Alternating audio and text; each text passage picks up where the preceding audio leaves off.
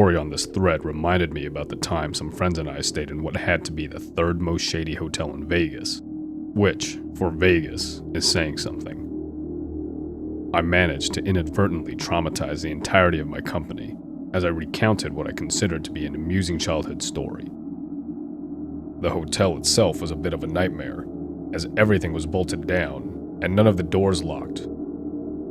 But I digress. I decided that this would be a good place to put it, given the input of my buddies. Sorry that it's long. The story itself is about my family's run-in with Satanists on a trip to upstate New York. Interestingly, the growing expressions of disbelief and horror on my companions' faces assured me that the story was not, as I had previously considered, actually funny. In any case, what follows is completely true, and everyone present swears by this narrative. When I was 5 years old, we took a road trip, as was common in our family, to upstate New York to see my grandmother on my father's side, as well as to tour around the countryside a bit. There we were, in rural upstate, away from the region in which my grandmother actually lives, and we were planning on staying in a bed and breakfast my father had booked ahead of time. It had been an unexpectedly long drive due to weather complications, and when we found the B&B in question, we were all quite tired. We went up to the door to check in, and a woman missing her 2 front teeth on both jaws answered. She invited us in, but warned us that they didn't have any room for the night. They were booked solid. My father protested that he had made the arrangements in advance, but she said she knew another hotel that had vacancy just up the way, and she would give them a call, and assured him they would offer the same rates. However, first she insisted on showing my parents around, as her husband was an artist, and she wanted to show them his studio and famous artwork. We were all invited in, but after seeing the first few pieces of naked women, missing their front teeth, bound or being tortured in various ways, my parents opted to leave the kids outside with Grandma. Apparently, most of the rooms were full to the ceiling with similarly foreboding images of dead or dying people, with the occasional sculpture of menacing animals. My parents were a bit creeped out, but just figured these people were eccentric, and they had dodged a bullet by ending up somewhere else. We all waited out back while the woman called her friend, beside a pit containing what could have been nothing other than an altar covered with pentagrams. My mother mentioned that it seemed strange that not only had they not met the husband, who was supposedly there somewhere, having toured the entire house, but that there hadn't been a single sign of life or piece of luggage suggesting that anyone else was actually staying in any of the guest bedrooms in the supposedly full-booked B&B. A side note that's probably not worth mentioning, but that I found strange when my mother brought it up while telling me the story later, was that we stopped by a park to stretch our legs at some point before proceeding to the next place. The storm was closing in on us, and my parents wanted to be sure we had zero energy upon arrival. While in this park, my mother claims that one of us found and brought to her a small necklace with a pendant on it. The pendant itself was a pentagram on one side, with a Third Reich symbol on the other. My mother took it away and put it in her purse.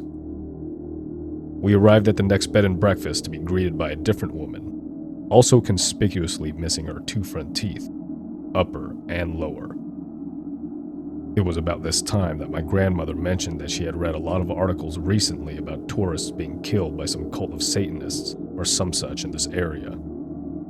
She tended to tell a lot of tall tales, so I think my parents kind of rolled their eyes and dismissed it, but they made a point to mention it later.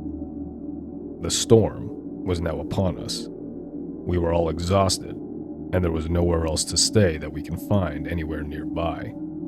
My dad decided we would make do with whatever they had to offer. What they did have to offer was a slightly renovated barn. During the bustle of moving our luggage in, the woman kept inviting my brother, who was 3, and I into the house, saying she had some sweets, and if we would like to see her kittens. She made it clear, however, that my parents were not welcome into the house because it was too messy and she would be embarrassed.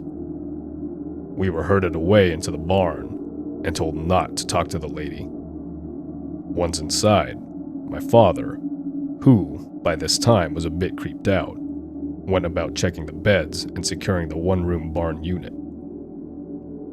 The windows had no coverings whatsoever, and the door had no locks. We placed pillows from the couches in the window frames, and my dad grabbed the dresser against one wall to block the door. When he went to move the dresser, he discovered it was on wheels, which were completely silent.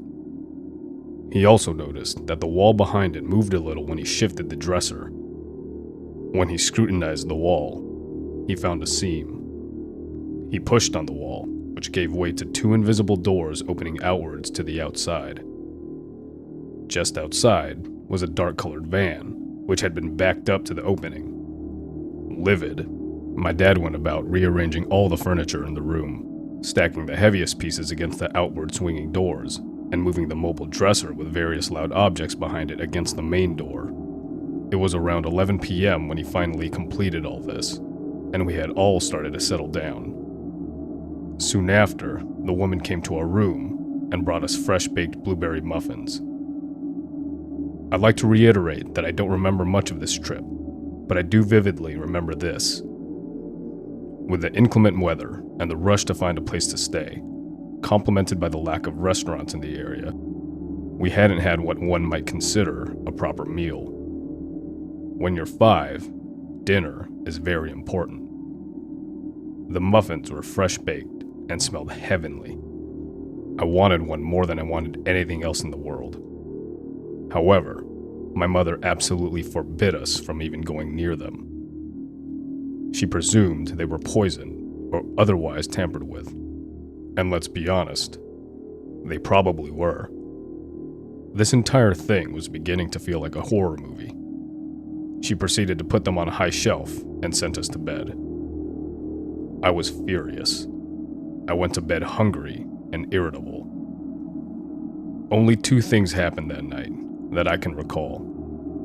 My parents slept very lightly, when at all, as you might imagine.